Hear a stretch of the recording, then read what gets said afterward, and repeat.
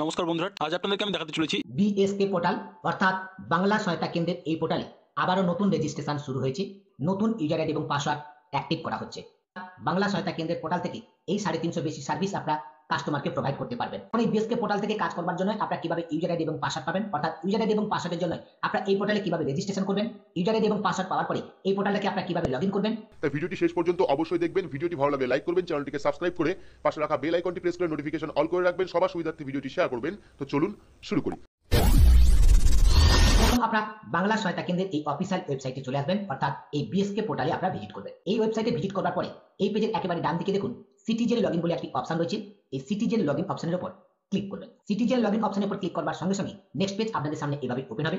এই পেজের একেবারে নিচের দিকে দেখুন লগইনের পাশে একটি অপশন দেওয়া রয়েছে নিউ ইউজার রেজিস্টার হেয়ার। এই অপশনটির উপরে ফার্স্ট আপনারা ক্লিক করবেন। নিউ ইউজার রেজিস্টার হেয়ার এই অপশনের উপর ক্লিক করবার সঙ্গে সঙ্গে নেক্সট স্টেপ আপনাদের সামনে এভাবে ওপেন হবে। এখানে প্রথমে রয়েছে 10 ডিজিট ফোন নাম্বার। এখানে আপনি আপনার মোবাইল নাম্বারটাকে ইনপুট করবেন। তারপরে গেট ওটিপি যে অপশনটি দেখতে পাচ্ছেন, গেট ওটিপি অপশনের উপর ক্লিক করবেন। গেট ওটিপি অপশনের উপর ক্লিক করবার সঙ্গে সঙ্গে আপনার মোবাইল নাম্বারে 6 ডিজিট একটি ওটিপি যাবে। সেই ওটিপিটা আপনার এই ওটিপির ঘরে এন্টার করবেন।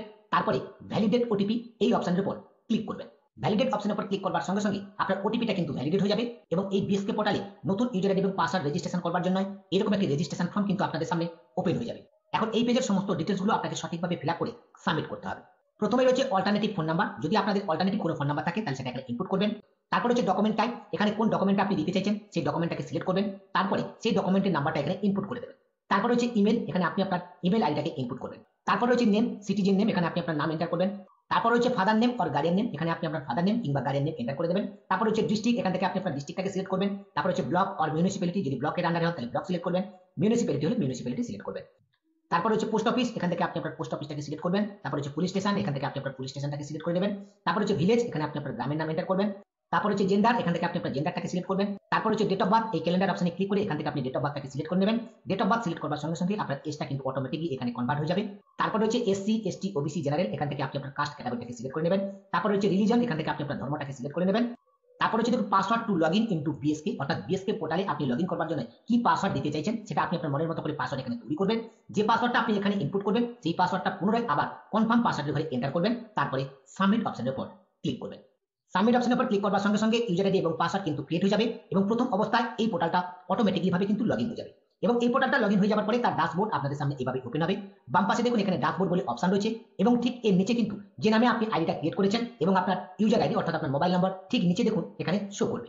এখন আপনি চাইলে আপনার পাসওয়ার্ডটাকে পরিবর্তন করতে পারেন। তার জন্য উপরে চেঞ্জ পাসওয়ার্ড বলে অপশন রয়েছে। এই চেঞ্জ পাসওয়ার্ড অপশনে ক্লিক করে আপনি পাসওয়ার্ডটাকে পরিবর্তন করে নিতে পারেন।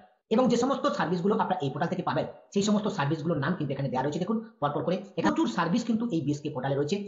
এই পেজের নিচের দিকে দেখুন শোয়িং 1 to 10 অফ 368 এন্ট্রিজ বলে একটি অপশন দেওয়া রয়েছে। এই বিএসকে পোর্টালে 368টা সার্ভিস রয়েছে। এক একটা পেজে 10টা করে সার্ভিস শো করছে।